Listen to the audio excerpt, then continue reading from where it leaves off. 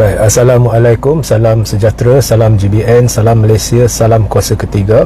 Jadi jika audio jelas boleh tolong maklumkan kepada saya ya. Baik, saya kira ramai dah tonton analisa awal saya berhubung keputusan PRN 6 negeri yang berakhir semalam. Analisa ini telah saya buat 12.30 pagi tadi. Dan sekiranya anda boleh tidak menonton lagi, anda boleh scroll ke bawah dan anda boleh tonton di mana saya lakukan analisa terperinci tetapi asas ya kepada keputusan dan menceritakan perkara-perkara yang paling nyata ya dari sudut pencapaian negeri, pencapaian jumlah kerusi dan sama ada PHBN ya, gandingan kedua-dua gabungan ini membuahkan hasil atau tidak. Jadi sepintas lalu keputusan PRN 6 negeri semalam telah membuktikan bahawa gandingan PH bersama BN telah gagal ya. Bukan hanya PH tidak mampu membawa sokongan tambahan buat UMNO telah gagal membawa sokongan tambahan pengundi Melayu Islam kepada PH, malah PH telah hilang majoriti penyokong mereka di banyak kubu kuat di Selangor dan di Pulau Pinang dari kalangan masyarakat Melayu Islam. Dan keputusan PRN 6 negeri ini adalah referendum yang jelas ya daripada rakyat Malaysia menentang Anwar Ibrahim atau menolak Anwar Ibrahim dan gandingan beliau bersama Datuk Seri Dr. Ahmad Zahid Hamidi. Dan jika anda tonton analisa saya, ianya jelas menunjukkan bagaimana referendum ini khusus kepada Anwar di Kedah, kerana segala jentera pilihan raya telah ditumpukan di Kedah oleh PH, melibatkan menteri-menteri dia seperti Saifuddin Nasution, Rafizi dan Anwar sendiri untuk menyerang Sanusi dengan pelbagai fitnah yang telah kami buktikan ya. Dan saya kira rakyat khususnya golongan pengundi muda dengan mudah dapat memeriksa di media sosial, di Google, betapa penipunya fitnah-fitnah yang dilemparkan terhadap Sanusi. Dan selepas mengerahkan seluruh jentera pilihan raya ke Kedah ya, kononnya mereka dapat tawan Kedah, PH telah hilang, telah hangus terus di Kedah. 10 kerusi yang mereka ada turun terus kepada kosong ya. Jadi ini menunjukkan bahawa rakyat telah memberi satu mesej jelas kepada Anwar: kami tidak percaya penipuan anda, kami tidak percaya fitnah anda, kami menolak politik dendam, politik hasutan, politik berat sebelah ataupun politik darjat yang sedang anda mainkan. Kami mahukan perubahan. Jadi di Kedah ada mesej jelas kepada Anwar khususnya, dan secara amnya ada mesej jelas di semua negeri termasuk di Selangor ya, di Terengganu ya. Di Terengganu UMNO pupus terus ya, daripada 10 kerusi dia hangus terus ya. Jadi ini menunjukkan bahawa bukan hanya referendum ini adalah menentang Anwar, ianya menentang gandingan Anwar bersama Zahid di Selangor. Perikatan Nasional daripada 7 kerusi terus memegang 22 kerusi, hanya kurang 7 kerusi untuk membentuk kerajaan negeri ya. Di Pulau Pinang yang dikira kubu kuat DAP, dikira ibu pejabat DAP, dikira kubu kuat orang Cina ya, daripada 1 kerusi Perikatan Nasional melonjak kepada 11 kerusi ya. Itu semua ni berlaku dalam pada peratus yang keluar mengundi tidak mencapai paras jangkaan. Jadi jika peratus yang keluar mengundi ni sampai kepada paras jangkaan, tidak mustahil hari ini Perikatan Nasional sudah pegang kerajaan negeri Selangor ya. So ini adalah satu tanda jelas rakyat menolak kepimpinan Anwar dan Zahid. Jadi ada orang cuba pertikai, oh ini bukan referendum ya, ini bukan referendum. Biar saya jelaskan mengapa ianya adalah satu referendum.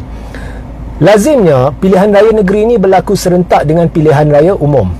Jadi jika pilihan raya negeri berlaku serentak dengan pilihan raya umum, lazimnya parti-parti politik ini tidak akan menumpu kepada keputusan di peringkat negeri. Bila sebaik sahaja keputusan peringkat parlimen diumumkan, mereka akan melihat siapa ada majoriti dan kemudian mereka akan menentukan siapa harus jadi Perdana Menteri, ya. Jadi mereka tidak beri tumpuan kepada negeri.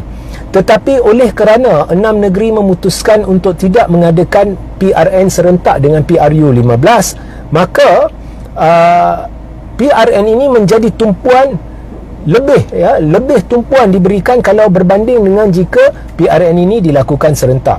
Dan oleh kerana PRN ini dilakukan hampir 9 bulan selepas Anwar menubuhkan kerajaan, maka PRN ini akan dianggap sebagai satu ujian terhadap tahap penerimaan rakyat kepada Anwar. Dan kalau kita lihat, PRN ini bertumpu kepada 3 negeri di pantai barat dan 3 negeri di pantai timur.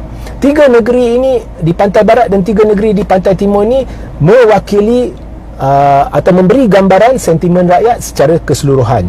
Jadi jika kita jumlahkan kerusi ke 6 negeri ini, iaitu 245 kerusi ini, kalau kita lihat sebelum PRN, Pakatan Harapan dan Barisan Nasional memegang 146 kerusi atau 60% kerusi.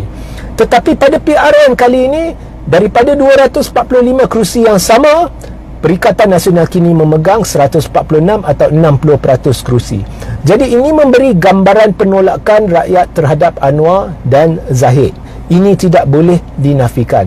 Inilah yang tidak disebut-sebut oleh penganalisa.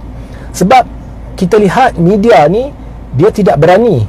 Dia tidak berani menyuarakan benda-benda yang terang-terang di depan mata, bermakna tidak ada kebebasan media di negara ni. Contohnya penipuan Anwar. Ya, bila penipuan itu jelas, bila orang boleh cek, ya, contohnya Anwar kata Sanusi lah terlibat dalam pemberian kebenaran kepada satu syarikat yang terlibat dalam pelombongan REE dan sebagainya, ya. Dia tuduh Sanusi, dia tuduh MBI, ya, Kedah. Jadi bila kita periksa di Google, memang jelas boleh dilihat Sanusi pada ketika itu belum jadi menteri besar.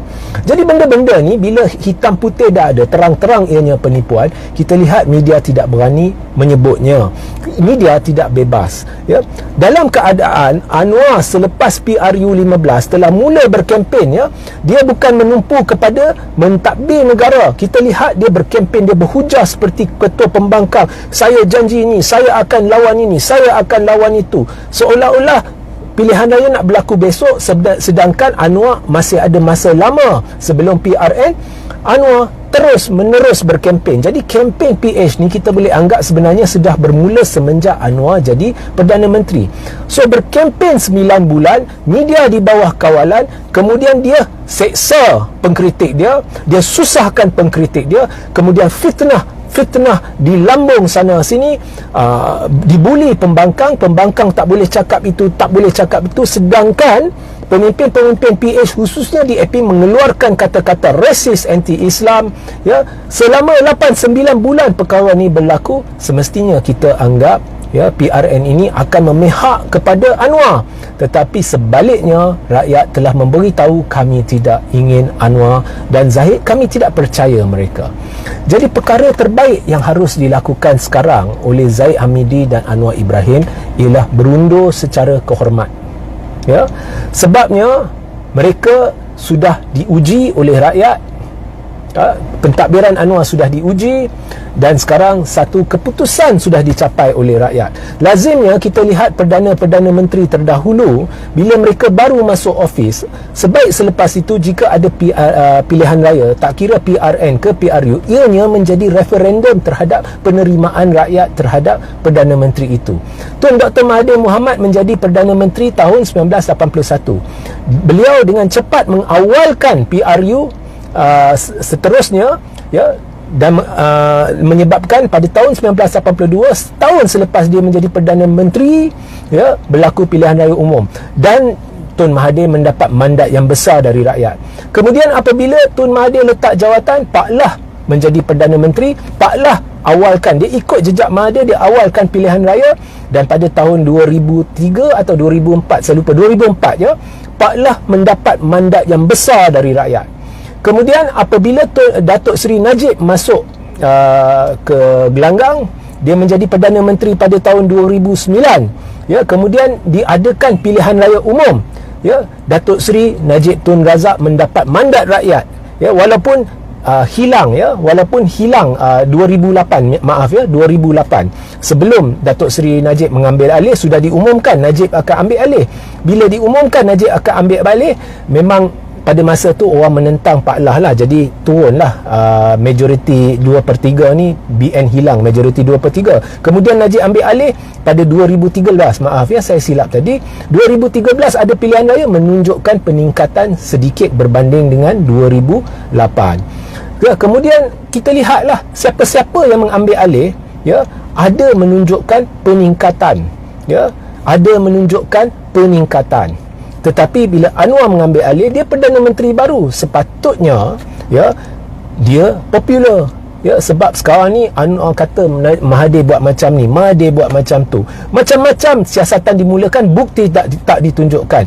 Jadi kita menggunakan pilihan raya ini untuk melihat jika rakyat percaya tuduhan Anwar terhadap Mahathir. Sebab Anwar dah bercerita berkenaan dengan Mahathir berdekad lamanya, kononnya ada berkotak-kotak bukti, sampai hari ni bukti tak tunjuk. Ya, jadi kita nak lihat rakyat percaya ke tidak.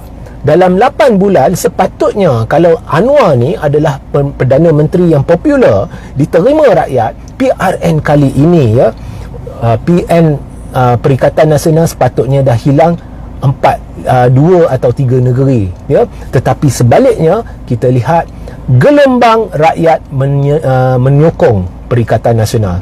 Dan saya bukannya membuat propaganda di sini bila saya kata ada gelombang rakyat. Bukan, ini bukan propaganda. Jangan lupa, ya, Perikatan Nasional, calon-calon mereka, ramai calon mereka nak berkempen pun susah. Jentera pun tidak ada sebab tidak ada dana, sebab akaun bersatu telah dibekukan. Ya, kerajaan bermain kotor. Akaun bersatu telah dibekukan. Saya tahu ada ramai calon ni, dia tidak boleh berkempen. Dia sukar nak berkempen, duit nak bayar jentera tak ada, rana tak ada apa. Dia duduk dalam pondok je kebanyakan masa dan mengharap ada ceramah berdekatan oleh heavyweight dari Perikatan Nasional. Jadi dalam keadaan tidak ada dana, dalam keadaan kerajaan pusat menggunakan segala jentera yang boleh digunakan untuk serang Kedah, untuk fitnah Sanusi, untuk berkempen sana sini, berceramah sana sini. Anwar dah berceramah 8-9 bulan, berkempen begitu lama. Perikatan Nasional berjaya menjinakkan Pakatan Harapan dan Barisan Nasional. Dan UMNO mencatatkan prestasi terburuk dalam sejarah. Dia bertanding 108 kerusi, dia menang hanya 19 kerusi. Jadi bila nak letak jawatan Zahid Hamidi? Bila nak berundur Anwar? Jangan sampai anda diundurkan kerana berkemungkinan tinggi akan berlaku langkah selepas ini, kerana tidak mustahil ahli-ahli parlimen akan hilang keyakinan terhadap anda. Dan pada masa itu Anwar tidak boleh berkata demokrasi sedang dicabuli, kerana demokrasi sudah pun dicabuli oleh Zahid Hamidi pada selepas PRU 15, apabila Zahid Hamidi telah merampas hak ahli-ahli parlimen Barisan Nasional untuk menentukan secara berperlembagaan siapa yang mereka pilih sebagai Perdana Menteri, apabila Zahid telah menipu dalam warkah dia kepada Yang di-Pertuan Agong bahawasanya, ya, 30 MP BN menyokong Anwar. So bila Anwar hendak berundur, dan jangan pula Anwar berkata ini adalah percubaan tebuk atap. Pada ketika Tun Mahathir mentadbir negara selama 22 bulan, Anwar telah cuba tebuk atap. Anwar buat press conference, kononnya dia ada majoriti, dia nak menghadap Agong, ya. Jadi Anwar memang tidak asing lagi dalam dunia nak tebuk atap. Tetapi kali ini jika berlaku perubahan, ianya bukan tebuk atap, ianya adalah untuk memulihkan semula demokrasi negara dan menyahut, ya, menyahut referendum rakyat menolak kerajaan gandingan Anwar Ibrahim dan Zahid Hamidi. Sehingga kita berjumpa di lain masa. Assalamualaikum, salam sejahtera, salam GBN, salam Malaysia, salam kuasa ketiga.